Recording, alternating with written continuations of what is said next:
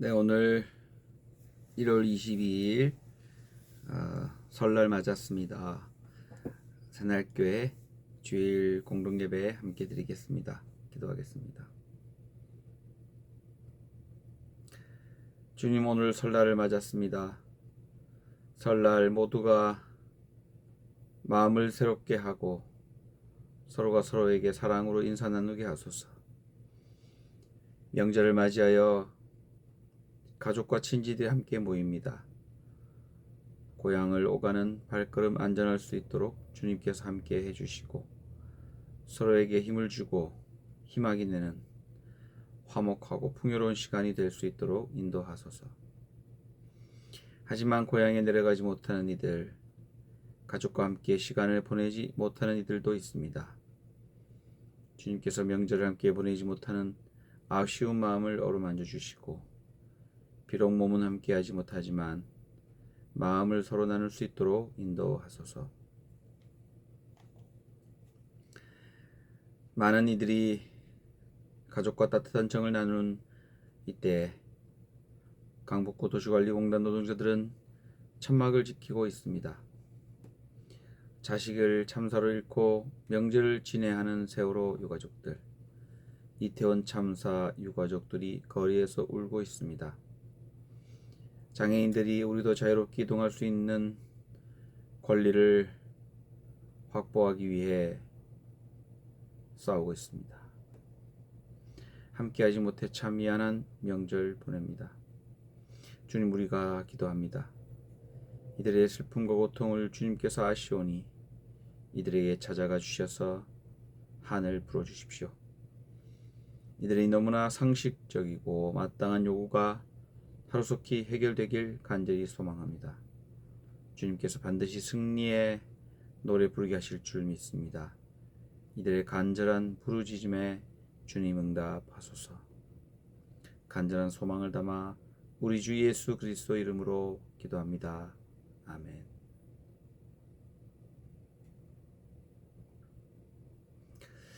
네, 오늘 노래는 믿음으로 나아가는 노래인데요. 이것은 동영상으로 보시면 되겠습니다. 이제 성서 말씀 읽겠습니다. 성서 말씀은 로마서 1장 13절에서 17절 말씀입니다.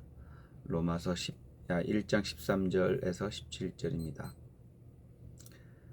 형제 자매 여러분은 이것을 아시기 바랍니다. 나는 여러분에게 가려고 여러 번 마음을 먹었으나 지금까지 길이 막혀서 뜻을 이루지 못하였습니다.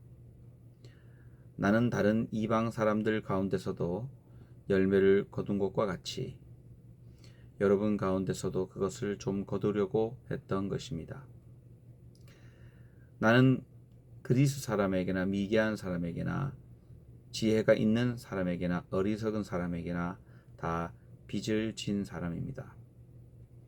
그러므로 나의 간절한 소원은 로마에 있는 여러분에게도 복음을 전하는 일입니다. 나는 복음을 부끄러워하지 않습니다. 이 복음은 유대 사람을 비롯하여 그리스 사람에게 이르기까지 모든 믿는 사람을 구원하는 하나님의 능력입니다. 하나님의 의가 복음 속에 나타납니다. 이 일은 오로지 믿음에 근거하여 일어납니다. 이것은 성경에 기록된 바 의인은 믿음으로 살 것이다 한 것과 같습니다. 아멘. 이것은 주님의 말씀입니다. 네, 오늘 함께 나눌 증언 말씀은 우리 믿음 부끄럽지 않아. 우리 믿음 부끄럽지 않아라는 제목의 말씀입니다. 새해 복 많이 받으십시오. 새해는 원하시는 바들 또 뜻하는 일들이 주님 안에서 잘 이루어지고 형통하기를 주님 이름으로 간절히 축원합니다. 오늘 성서 말씀에는 바울이 등장합니다. 바울은 다소 사람이고요. 출신은 유대인입니다. 아마도 바리사이파와 가까웠던 것 같고요. 가말리엘이라는 사람에게서 율법을 공부했다. 그 문화에서 얘기하고 있습니다. 그리고 그리스 문학에도 능통했다라고 합니다. 이름도 원래 이름은 사울이었죠. 샤알이라는 요청하는 사람이라는 뜻을 가진 히브리어 샤알에서 왔는데 사울이라는 이름을 가졌습니다. 아마 이스라엘의 첫 번째 왕 사울 이름을 따서 그 능력 있는 사람이 되라는 이름으로 지은 것 같아요. 그런 바울이 추노꾼처럼 그리스도인들을 잡아들이는 일을 합니다. 박해를 합니다. 그런 그가 오늘 부끄러움을 아는 사람이 되었다. 이렇게 얘기하고 있습니다. 아마 이름으로도 사울이 바울이 되었죠. 아마 바울이라는 이름은 작은 자, 낮은 자를 뜻하는데 겸손하게 자기를 낮추는 자가 된 것입니다. 부끄러움이라고 하는 것은 전혀 없던 사람이 자신의 능력에 출중함으로 자신을 드러냈던 사람이 또 자신의 출신 배경과 학식과 재산으로 뻐기던 사람이 자신의 능력으로 살아가던 사울이 하나님의 능력으로 살아가는 바울이 되었다. 존재의 변화가 되었다는 것입니다. 그런데 이 바울이 오늘 로마서에 선언합니다. 나는 복음을 부끄러워하지 않는다라고요. 거꾸로 나는 복음을 자랑한다는 것입니다. 자신을 부끄러워하고 하나님의 복음을 자랑하는 사람이 된 것입니다. 하나님의 능력은 이 복음에서 나온다고도 말합니다. 능력의 원천은 바로 믿음.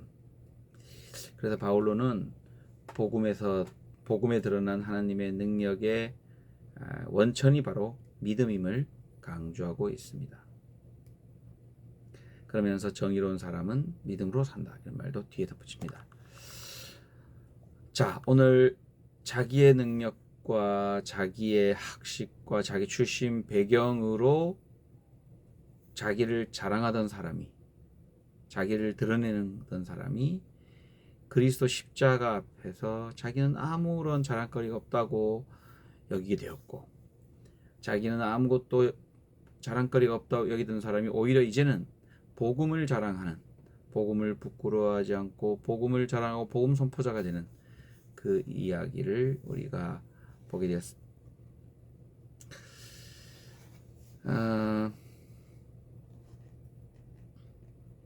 오늘 성서 말씀을 잘 읽으면서 드는 생각은 자신의 능력을 드러내는 사람들, 자신의 출신과 자신의 배움, 자신의 학출, 그런 근거들 대고 과거에 내가 어땠다, 이런 사람은 부끄러워할 줄 모르는 사람이라고 할 수 있습니다. 이런 사람은 자신 능력이 있다고 말하지만 실상은 능력 없는 사람입니다.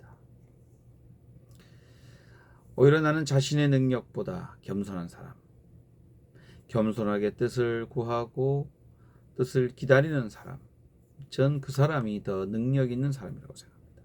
왜냐하면 자기의 능력이 없어진 그 자리에 하나님의 능력이 그와 함께 하시기 때문입니다. 사랑하는 여러분 모두 하나님의 능력으로 능력 있는 분 되시기를 간절히 빕니다. 복음을 부끄러워하지 않는다. 맞습니다. 복음은 지금은 비록 처절하게 죽어가지만 또 희생되어 가는 것 같지만 결국에는 승리하고 다시 살아나고 다시 일어나고 이긴다는 것입니다. 저는 이 복음을 믿습니다.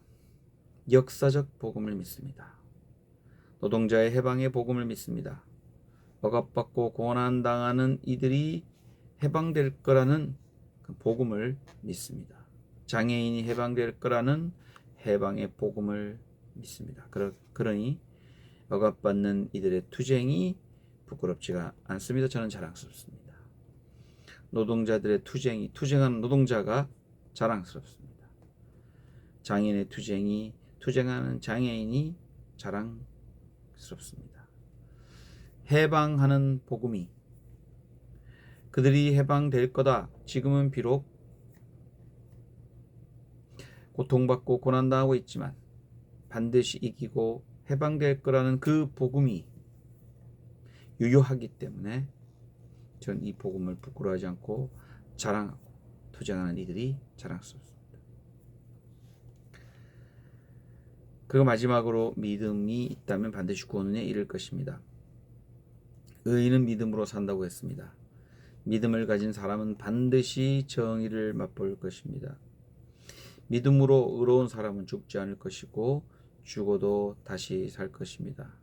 저는 지금이 끝이 아니라 반드시 이길 거라는 믿음을 갖고 꺾이지 않는 마음으로 굴종하지 않는다면은 지금은 힘센 사람이 쳐서 꼬꾸라뜨리고 꺾은 것처럼 보이지만 하나님께서 반드시 그를 다시 일으켜 세울 것입니다. 저는 이것이 우리의 믿음의 영역이라고 생각하고 저는 이 믿음을 가지고 해방을 향해 함께 나아갔으면 좋겠습니다. 우리의 삶 전체가 그렇습니다. 믿음이 없다면 우리는 아무것도 아닙니다. 믿음이 있다면 거꾸로 우리는 지금은 비록 무능하지만 우리 삶은 비록 무능한 것 같지만 하나님의 능력으로 유능해지고 하나님의 능력으로 다시 살아날 것입니다. 사랑하는 여러분, 오늘은 설날입니다. 모든 것이 다시 시작합니다. 다시 낯설게 설날이죠. 설날입니다. 그래서 처음 마음을 다시 가질 수도 있는 그런 날입니다. 처음에 그 열정으로 뜨거운 열정으로 믿음을 갖고 해방을 향해 걸어갔던 그 마음을 다시 갖게 되는 날이 될 수 있기를 간절히 바랍니다. 주님께서 주시는 주님의 해방의 선언이 믿음으로 의로움을 얻게 될 여러분과 함께 하시기를 주님의 이름으로 간절히 축복합니다. 감사합니다.